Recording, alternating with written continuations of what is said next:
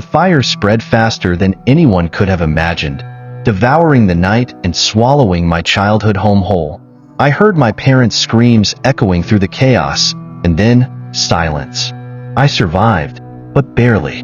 The nightmares began the same night, and so did the whispers. Whispers I recognized as my parents' voices, begging me to join them in the flames. The investigators called it an accident, a tragic misstep that claimed their lives. But I knew better.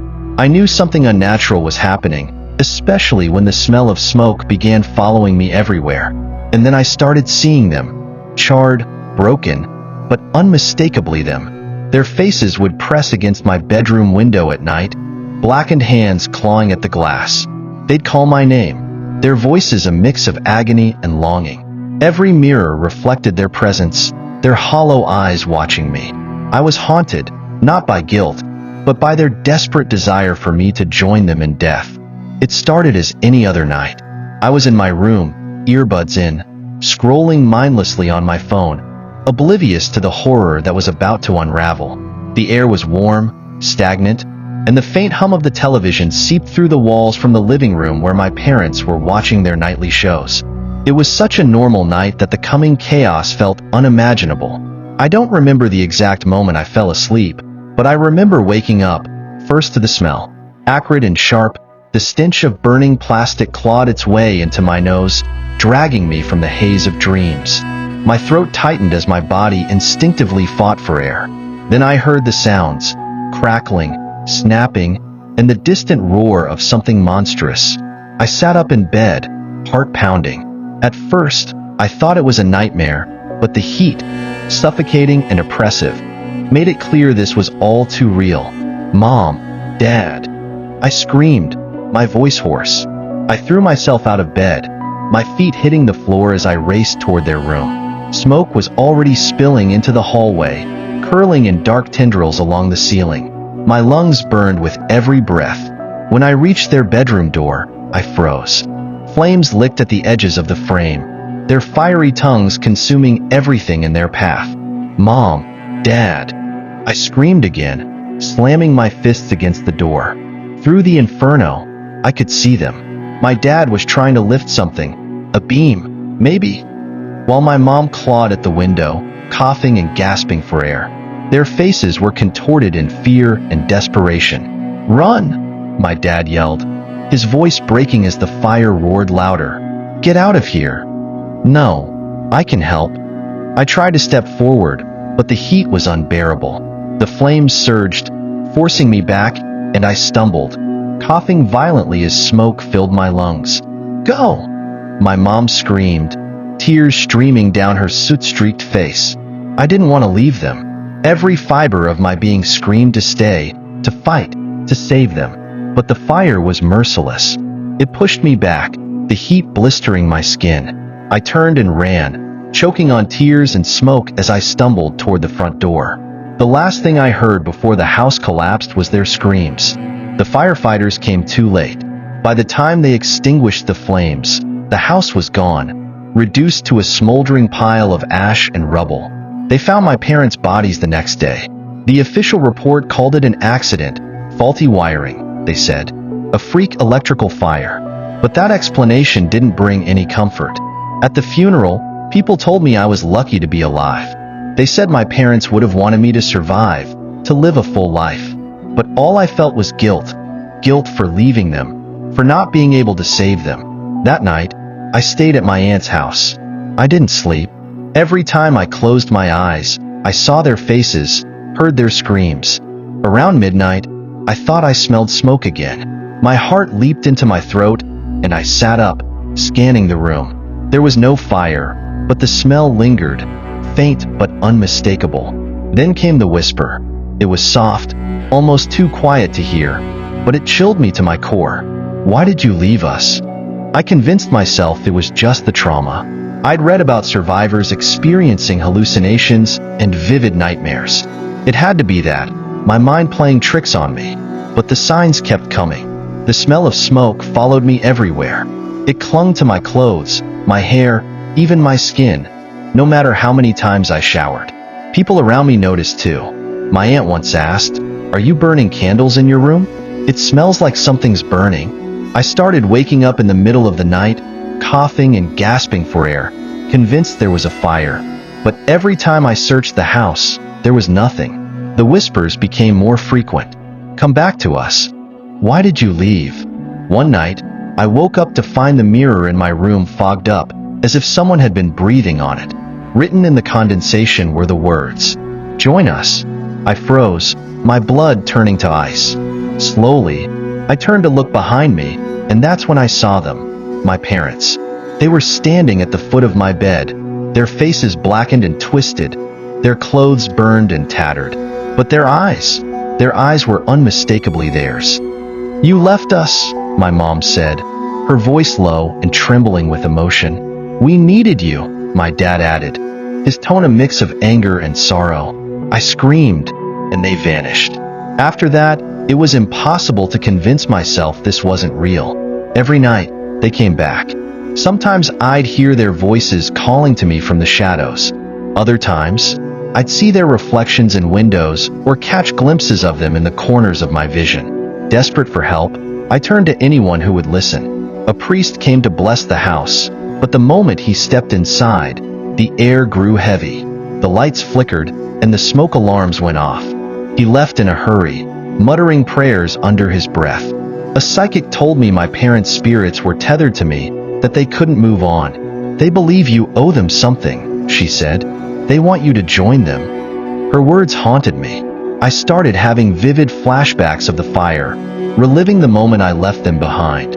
Each memory was more horrifying than the last, and each one felt more real. Then I found my father's journal in the ruins of our old home. It was nearly untouched by the fire, which felt impossible. As I read through it, I discovered entries that hinted at a deal my parents had made. A deal they thought would save our family. But it had gone horribly wrong. I couldn't take it anymore. The hauntings had become unbearable, overwhelming every aspect of my life. Every night, I would wake up drenched in sweat, gasping for air, my mind replaying the fire over and over. But the worst part wasn't the visions or the nightmares. It was the feeling that I was never alone. My parents' presence had grown stronger, more tangible. It started small, objects moving on their own, the lights flickering whenever I entered a room. But then it escalated. One night, I came home to find the word family scrawled on my living room wall in thick, black soot. My hands trembled as I scrubbed at it, but no matter how hard I tried, the words wouldn't come off. Another night, I was brushing my teeth when I glanced up at the bathroom mirror and saw them standing behind me. Their faces were barely human, charred and grotesque, their mouths twisted into anguished grimaces. "We're waiting for you," my mom said, her voice barely a whisper, but sharp enough to slice through the air.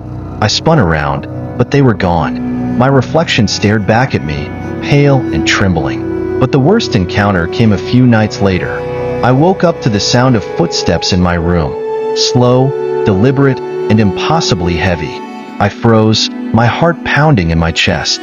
The footsteps stopped at the foot of my bed, and I felt the mattress dip as if someone was sitting down.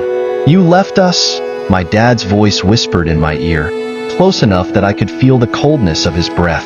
I screamed and turned on the light, but the room was empty. I knew I couldn't keep running from them. Whatever they wanted, I had to face it. I had to confront them. The next day, I went back to the ruins of our home for the first time since the fire. The air was thick with the smell of ash and decay, and the charred remains of the house loomed like a skeleton. The ground was blackened, the once familiar space now a graveyard of memories. As I stepped onto the foundation, a chill ran down my spine. The air grew heavier, almost suffocating, and the world around me seemed to blur. I clutched my father's journal, my fingers trembling as I opened it to the final entry. The words were smeared, but I could make out fragments. A deal to save the house, but something's wrong. The price is too high. Before I could process the words, the ground beneath me shifted, and I felt the heat of flames licking at my skin. I looked up and saw them, my parents, emerging from the shadows. They didn't look like the parents I remembered. Their eyes were hollow, their skin burned and blistered, and their movements were jerky and unnatural. But their voices, Their voices still carried that mix of love and pain that broke my heart. "You abandoned us," my mom said, her voice trembling. "We trusted you, and you left us to die." Tears streamed down my face. "I didn't want to leave you. I tried to save you, but the fire—" "Excuses," my dad growled, his voice echoing like a deep, guttural roar. "You chose yourself over your family. Now you need to make it right." They stepped closer, their burned hands reaching out for me. "Join us," they said in unison. "It's the only way to fix this." The heat intensified, the air rippling with the glow of phantom flames. I clutched the journal tightly, my heart racing. "I can't," I whispered, shaking my head. "I can't die." "You don't have a choice," my mom said, her voice sharp and resolute, her burned hand reaching closer. The heat around me surged, and I felt the air being pulled from my lungs, as if the fire itself was alive, suffocating me. The ground beneath me shimmered, flickering like burning coals, and my parents grew more tangible, their twisted forms closing in. "Do you remember the promise we made as a family?" my dad said, his voice cracking with anger and sorrow. "We would stay together, no matter what. Families don't abandon each other." Tears poured down my face. "I didn't abandon you. I was trying to survive. You told me to run, because we thought you'd save us," my mom countered, her voice shaking. "But you didn't come back." Their hands reached for me, and the flames swirled like a vortex, surrounding us in a fiery prison. I stumbled back, clutching the journal tighter. The pages seemed to hum in my hands, vibrating with a faint energy. Desperate, I opened it, scanning the entries, looking for anything that could explain this nightmare. Then I saw it, a sentence scrawled at the bottom of the final page, almost as if it had appeared just for me. "The deal can be broken, but only with sacrifice." "What sacrifice?" I whispered, my voice trembling. "You already know," my dad said, his eyes glowing like embers. "You have to come with us. That's the only way." "No," I shouted, my voice breaking. "There has to be another way." The flames roared higher, and my mom's voice softened, a chilling echo of the tenderness she once had. "You'll never escape us," she said. "No matter where you go, we'll find you. You belong with us." I felt their hands brush against me, cold, skeletal, and burned, and I screamed. The journal in my hands grew hotter, its pages glowing with a faint golden light. Without thinking, I held it up like a shield. The light from the journal exploded, cutting through the flames and illuminating the ruins around me. My parents recoiled, their charred forms flickering like shadows caught in a storm. "You don't have to do this," I cried, holding the journal tighter. "You're not yourselves anymore. This isn't who you were." "Who we were died in the fire," my dad said, his voice hollow. "But your love didn't." I shouted back, my voice shaking. "You loved me. You protected me. This isn't love. This is anger. This isn't you." The golden light from the journal grew brighter, and I felt something stir inside me, a warmth that pushed back against the suffocating heat. I stepped forward, forcing myself to meet their hollow eyes. "I loved you. I still love you. But you have to let me go. You have to let yourselves go." For a moment, they hesitated. My mom's face flickered, the monstrous anger melting away to reveal the mother I remembered. The soft smile, the kind eyes. "We don't want to leave you," she whispered. "You're not leaving me," I said, my voice trembling. "You're moving on. I'll always carry you with me. But you can't stay here anymore." My dad's expression softened too, the fire in his eyes dimming. The flames around us began to waver, shrinking, as if they were losing their grip on this world. "But we're scared," my mom said, her voice breaking. "So am I," I admitted, tears streaming down my face. "But you don't have to be alone. You'll have each other." The light from the journal surged, engulfing the ruins in a warm, radiant glow. My parents' forms began to fade, their burned and broken bodies dissolving into soft, shimmering light. "We love you," my dad said, his voice steady and clear. "We always will," my mom added, her smile faint but full of warmth. "I love you too," I whispered, my chest aching as I watched them disappear. Goodbye. The light from the journal flared one last time, and then everything went silent. The flames were gone. The air was cool. I was alone in the ruins, clutching the journal to my chest as tears streamed down my face. For weeks after, I felt a strange emptiness, like a part of me had been burned away with them. But there was also a sense of peace, a quiet I hadn't felt in months. The smell of smoke no longer haunted me, and the whispers were gone. But sometimes, late at night, I'd wake up and swear I could feel them. Not the angry, vengeful spirits they'd become, but the parents I had loved. I'd hear their voices, faint and comforting, like a memory brought to life. "We're proud of you," my mom's voice would whisper.